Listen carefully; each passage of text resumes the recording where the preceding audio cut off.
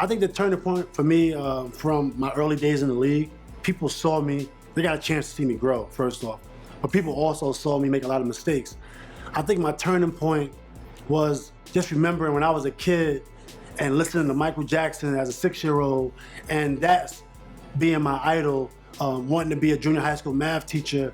And I'm like, where did that all go? When did it go south? Then I had to figure that out for myself. At 25 years old, I started to meditate a little bit more.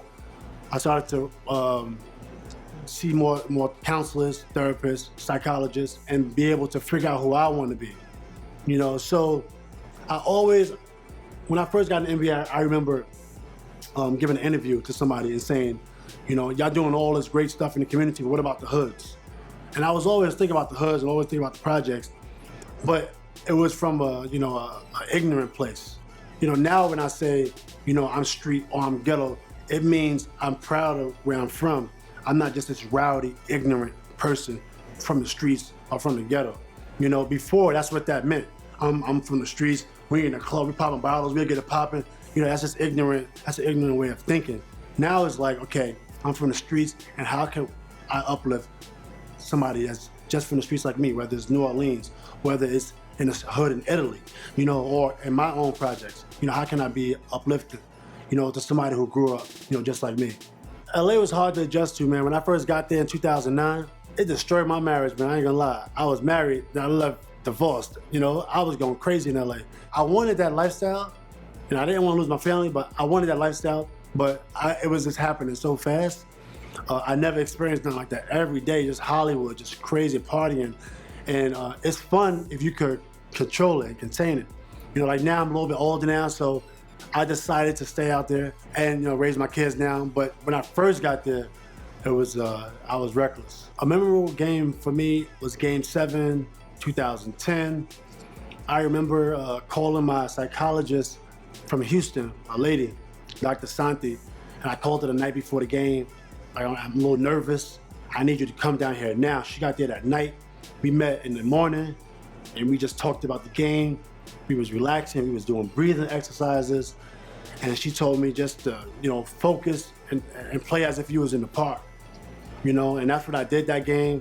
I was going through a lot of adversity that game because I missed some shots. People remember I had a big game, but I think I was 5 for 14 that game. So I wasn't playing great, but I hit a lot of shots that counted.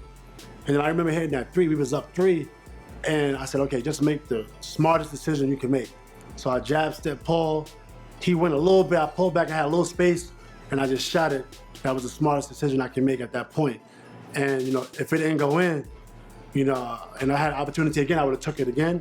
But I was just trying to be as smart as I can, you know, and try to be in the zone, stay in the moment. So I remember my psychologist talking about breathe the same way, whether you're running fast, running slow, no matter how fatigued you are, no matter what's going on, make sure your breaths are the same way the whole entire game. So that whole game, I was focused on my breath a lot, you know, rather than focus on the actual game.